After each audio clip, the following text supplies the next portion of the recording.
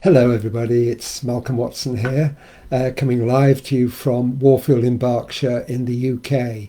If you were watching earlier, the the video seemed to go out of sync, so I'm redoing this. So I apologise if you've heard this already, but for the rest of you, here we go again.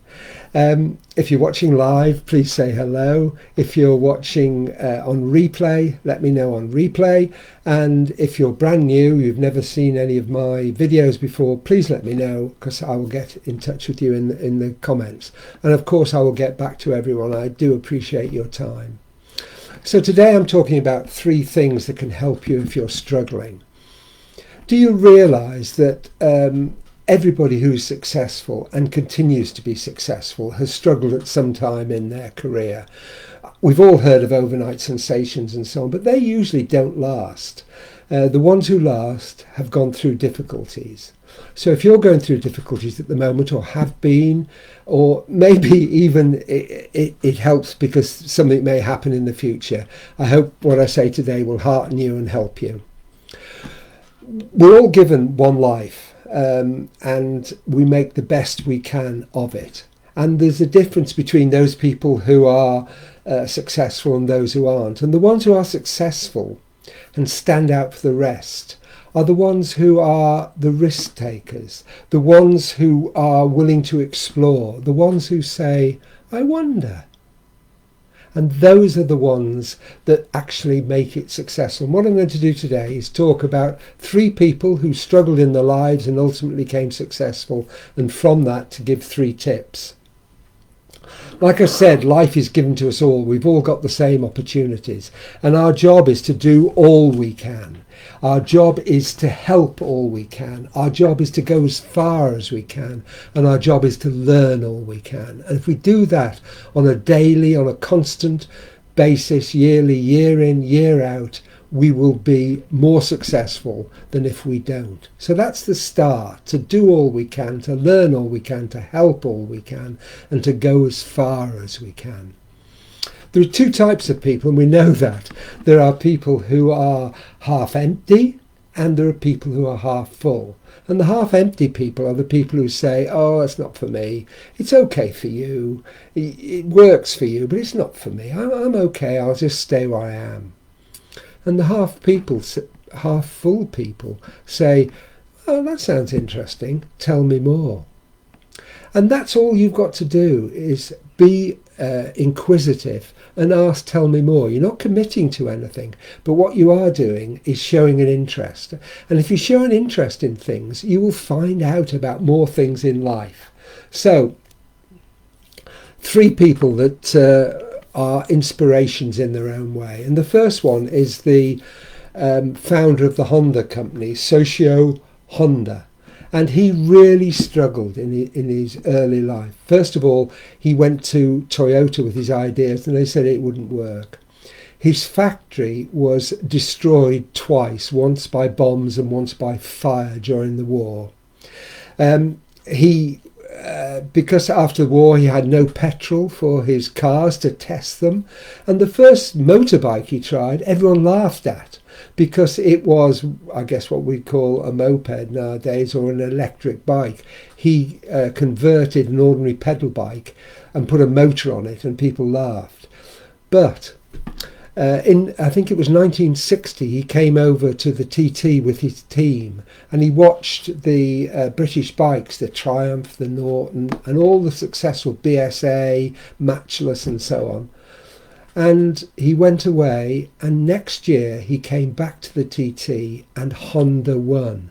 And ever since then, Japanese bikes have dominated the world, and Honda cars are so successful. So from that early struggles, he set up the £1 billion Honda business as we know it today. So that's quite a life. The next one is, again, a similar life story. It's about Danny Johnson, and if you've not heard of her, look her up on the internet, look at her Facebook page, follow what she does. She's such an inspiration. I've seen her 2 or 3 times. I've got all her books and her stuff. She's a great lady. But She lived in Hawaii and was made fun of because she was blonde and wasn't like everybody else. She was sexually abused as a child. She became pregnant at 17 and was thrown out of the church that she did rather than helping her. And there's an interesting story behind that as well. She married young and her husband ran off and left her. He took the credit cards and left her in $35,000 debt. And yet, from that, in Hawaii, on New Year's Eve, from the boot of her car and a payphone, she started her business. New Year's Eve, not a good time, boot of the car, no products, from a payphone. She started her business. And at the end of that first week, she got $2,000 worth of orders without any product. She did it. And then by the age of 23, she had become the CEO of 2 companies and was a millionaire. Great inspiration. As I say, look her up and follow her. What a Life, the third one, exactly the same. Tony Robbins. We've all heard of Tony Robbins, perhaps the personal development guru of our age at the moment. But he had an interesting early life. He came from an abusive family. Drugs and alcohol were prevalent in that. He was thrown out of the house at 17. His first job was sweeping up in warehouses. And then from there, he got a job promoting Jim Rohn seminars. Not a bad person to follow. And from that, he got the inspiration to set up his own business. And by the age of 24, he'd set up his company and become a millionaire. And today, he's known everywhere, isn't he?